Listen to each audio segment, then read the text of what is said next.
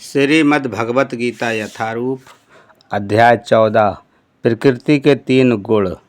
श्लोक 14.6 तत्र सत्वं निर्मलत्वात् प्रकाशिकम् अनामयम् सुखो संगेन बध्नाति ज्ञान संगेन च अनघो।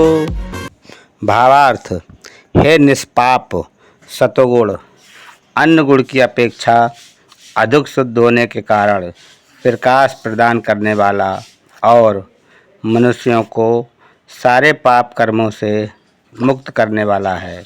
जो लोग इस गुण में स्थित होते हैं वे सुख तथा ज्ञान के भाव में बंध जाते हैं। तात्पर्य, प्रकृति द्वारा बद्ध किए गए जीव कई प्रकार के होते हैं। कोई सुखी है और कोई अत्यंत कर्मठ है तो दूसरा असहाय है। इस प्रकार के मनोभाव ही प्रकृति में जीव की वृद्धावस्था के कारण स्वरूप हैं। भगवत गीता के इस अध्याय में इसका वर्णन हुआ है कि वे किस प्रकार भिन्न भिन्न प्रकार से बद्ध हैं। सर्वप्रथम सतोगुण पर विचार किया गया। इस जगत में सतोगुण विकसित करने का लाभ ये होता है कि मनुष्य अन्य बद्ध जीवों की तुलना में अधिक चतुर हो जाता है। सतोगुणी पुरुष को भौतिक कष्ट उतना ही पीड़ित नहीं करते और उसमें भौतिक ज्ञान की प्रगति करने की सूझ होती है। इसका प्रतिनिधि ब्राह्मण है जो सतोगुणी माना जाता है। सुख का ये भाव इस विचार के कारण है कि सतोगुण में पाप कर्मों से प्रायः मुक्त रहा जाता है। वास्तव में वैदिक साहित्य में ये कहा गया है कि सतोगुण का अर्थ ही है अधिक ज्ञान तथा सुख का अधिकाधिक अनुभव। सारी कठिनाई ये है कि जब मनुष्य सतोगुण में स्थित होता है तो उसे ऐसा अनुभव होता है कि वह ज्ञान में आगे है और अन्यों की अपेक्षा श्रेष्ठ है। इस प्रकार वह बद्ध हो जाता है।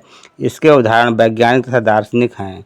इनमें से प्रत्येक को अपने ज्ञान का गर्व रहता है और चूंकि वे अपने रहन सहन को सुधार लेते हैं अतएव उन्हें भौतिक सुख की अनुभूति होती है। बद्ध जीवन में अधिक सुख का ये भाव उन्हें भौतिक प्रकृति के गुणों से बांध देता है। अतएव वे सतोगुण में रहकर कर्म करने के प्रति आकृष्ट होते हैं और जब तक इस प्रकार कर्म करते रहने का आकर्षण बना रहता है तब तक उन्हें किसी न किसी प्रकार का शरीर धारण करना होता है।